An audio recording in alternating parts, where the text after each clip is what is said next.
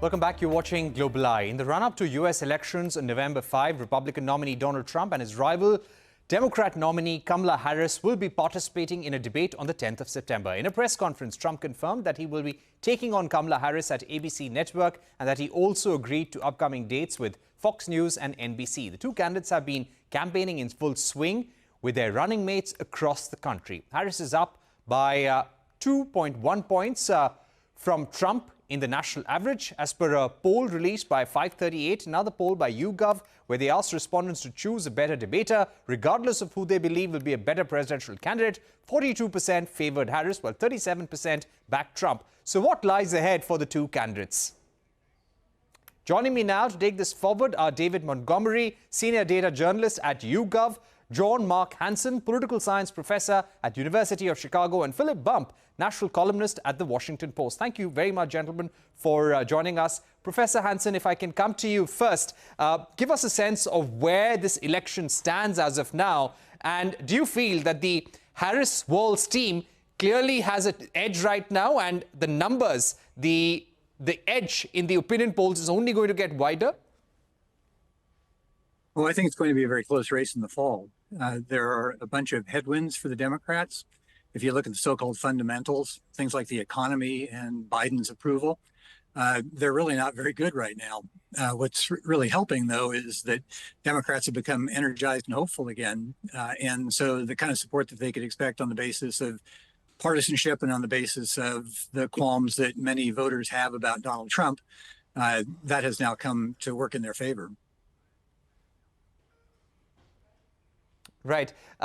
Philip, if I were to ask you about Trump's criminal record, he is the first former president to be convicted. His sentencing is going to happen in September. Does this affect his approval ratings at all? Because Kamala Harris, who has been a prosecutor in the past, has been a tough lawyer, is definitely going to pounce on this opportunity.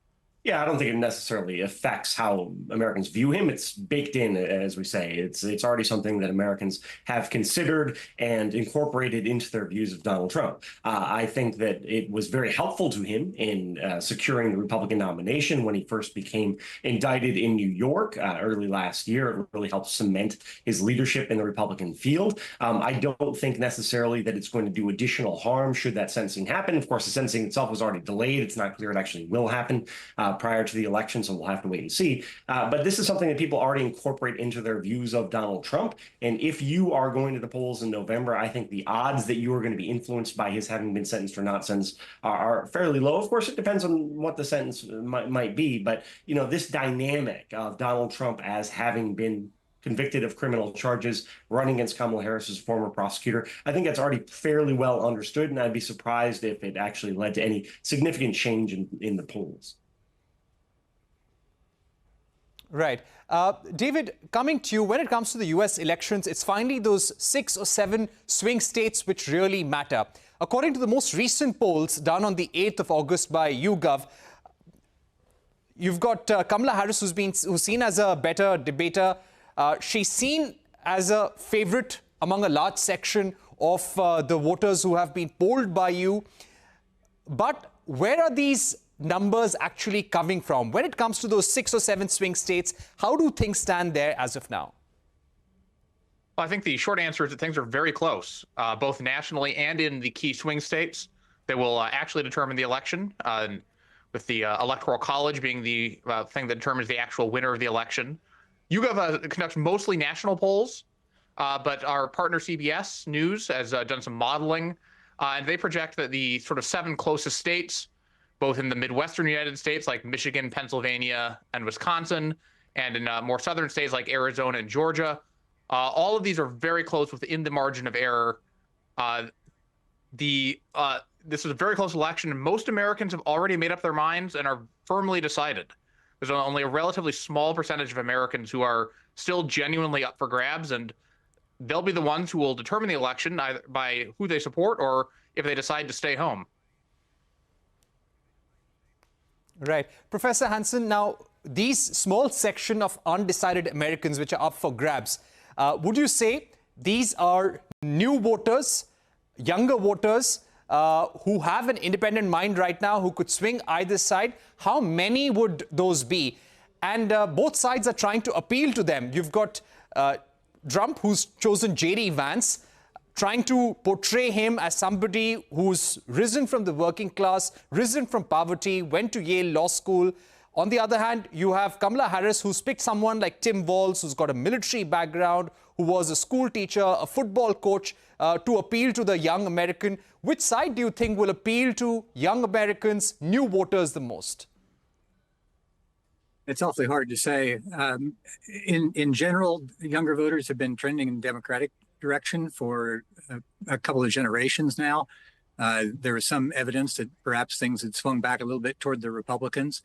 But Kamala Harris seems to have energized younger voters to a significant degree, too. They were the ones who were, I think, most concerned about the Biden candidacy. And by sort of taking Biden's age and ability off of the table as an issue, that I think has helped on the Democratic side. Right.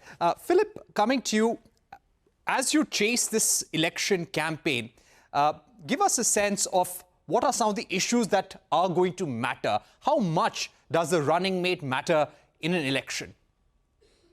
Generally speaking, historically, it hasn't mattered a whole lot, right? When people go to the polls, they're generally choosing the person at the top of the ticket.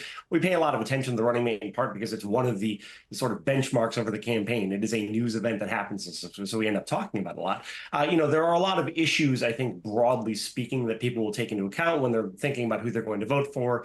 Obviously, prices and inflation are a key thing that come up a lot. Republicans are going to focus very heavily on immigration. There are the sort of standard topics that will be part of people's calculus. But I really think this election comes down to very much an emotional choice between the two candidates. And this is something that I think, as was just mentioned, is very much reflected in the campaign at the moment, that there is this sense that Donald Trump and his running mate, J.D. Vance, are trying to present of America on the brink, of danger, of a threat, of America facing collapse. And I think the transition from Biden to Harris allows the Democrats to have a different message, which is more hopeful and more optimistic. And not only more hopeful and more optimistic, but just sort of not negative, right? It is them pointing to Trump and Vance and saying, like, this isn't how we look at how politics should go and what the country's future is, and presenting a different vision. And I really think that will be a central driver for a lot of Americans as they go out to the polls. Right. David, when it comes to women voters in America, what have your latest surveys suggested about what women are looking for from the election in America and the outcome?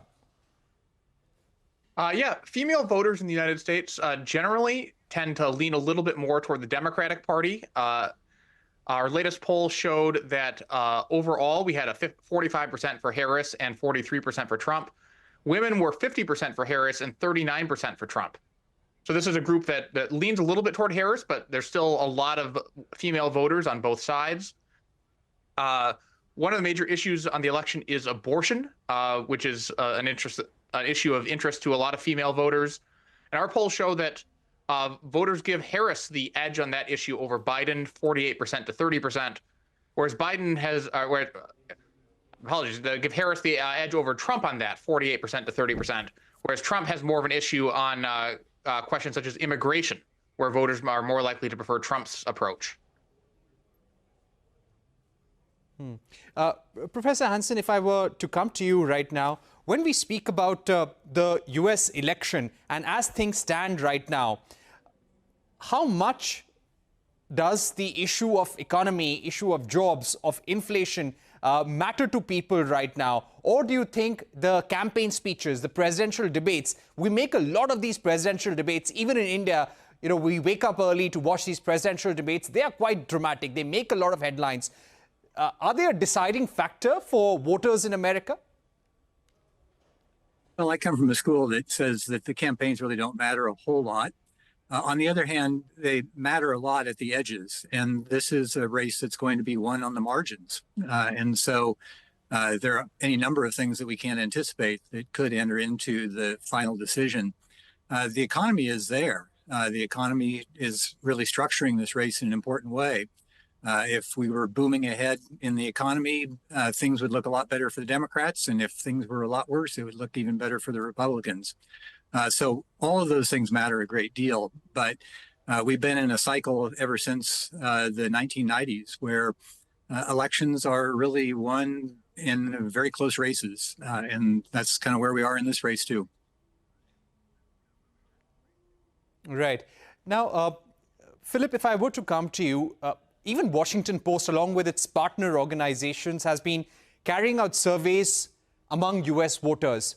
Now, when it comes to the business, the industrial community in the United States, who's more popular? Is it Kamala Harris or Donald Trump? Because generally, there was a perception that Donald Trump is better for business. Yeah, I mean, it depends on what facet of business you're talking about, right? I mean, so Donald Trump, for example, has made a very big play into the crypto community, which the Harris campaign has not done. It really depends on how you segment it out. Obviously, it is, the business community, as you know better than anyone, is a very diverse group of organizations and interests. I think, generally speaking, there is a lot of support from business leaders for Donald Trump, in part because of his approach to lowering corporate taxes, which is one of the core issues that Donald Trump has focused on over the course of his candidacy and over the course of his presidency before that. I really do want to pick out, though, the comment that was just made. It's absolutely true, as the professor said. This is going to be a close race, and this will come down probably to margins that are based on enthusiasm. And so when we talk about something like how the business community looks at the candidates, that's important. But fundamentally, when it is voters who are going to be making the decision whether to vote or not, I think is going to be one of the central issues here. And that's one of the central changes and benefits that the Harris campaign has seen. So, while there is certainly a difference in how different business leaders view the two candidates, I think fundamentally the campaign is going to come down to not what those leaders and what those elites across the spectrum are interested in, but how ordinary Americans feel and whether or not it actually motivates them to go to the polls. Right. Professor Hanson, my final question to you, irrespective of whether it is Donald Trump or Kamala Harris, do you agree that the United States is at a crossroads where the international prestige and leadership of America is at stake with the crisis that we're seeing in the Middle East, with the crisis that we're seeing in Europe? Do you think these will be challenges that the next president will have to deal with? If you had to sum up the challenges for the next president, what would those be? Well, that would certainly be one of them. I think one of the things that's really up for grabs in this election is the posture of the United States government in international affairs. There's a kind of neo-isolationism that Donald Trump represents, kind of pullback from a U.S. role, an important leadership role for the United States in international affairs. Whereas the Democrats and Joe Biden in particular, but I assume also Kamala Harris, would stay very much within the posture that the United States has had since the end of the Second World War, which is to want to intervene in the world that in ways that certainly serve U.S. interests, but in ways as well that provide stability for the world. Right. Thank you so much, Professor Hanson, Philip Bump, and David Montgomery for joining us. It's been a great discussion, and we hope to have you on our program Global Eye again very soon. That's all we have time for on Global Eye. This is a story, the US elections, that we'll continue following very, very closely. Of course, our eyes on Bangladesh as well.